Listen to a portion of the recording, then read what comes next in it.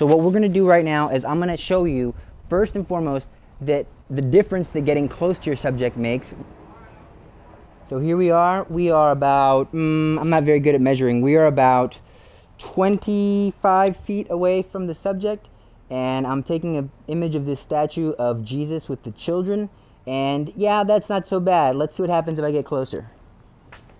Now again, I'm gonna recompose my shot, and let me refocus. All right, now there I am. That's looking better. Yeah, that's not so bad, but it could be better. Let's see what happens if I get closer. All right, there we are. We're in focus. Now, wow, that's looking a lot better than it did before. Okay, let's see what happens if I get closer. Wow, that's very nice. I'm liking this. Maybe this might be too close. Maybe it's not. All right. Now, I want to point something out. At this angle that I have this at, I'm shooting up toward the image of Jesus with the children. And what that's doing subtly is giving a sense of power, of authority, that I'm looking up at this. Wow, that's really nice. Now I want to show you what would happen if I did the opposite. Now notice this is the same subject, but I'm shooting it from a different angle. It has a different feeling, but I'm close. Now I'm going to scoot back to where I was before and see if that makes a difference on how you perceive this image. So here we go again. I'm at a higher angle looking down, and I'm not as close as I was before.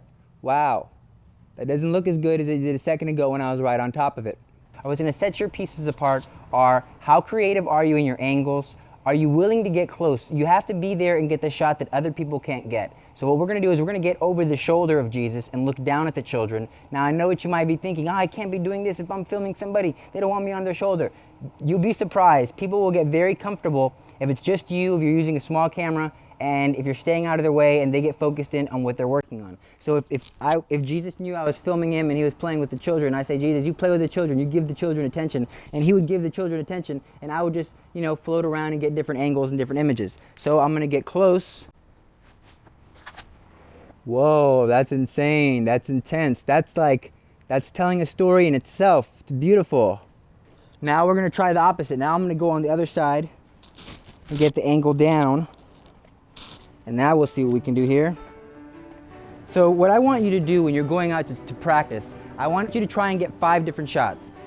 By having these 5 different shots, what it does is it allows you to have an option when you're cutting your video, when you're shooting your B-roll and you're starting to edit this B-roll that you've shot.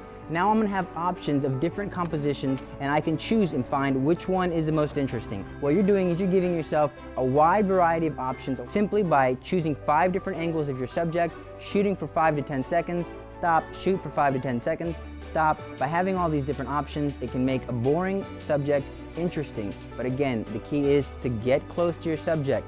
Try different angles, try the low shot, try the high shot, try the over the shoulder shot. Your creativity is art. You want to get the best composition to tell the best story. And so you're just trying out a couple different shots. God bless you, God love you, good luck. I hope this is helpful. Take care.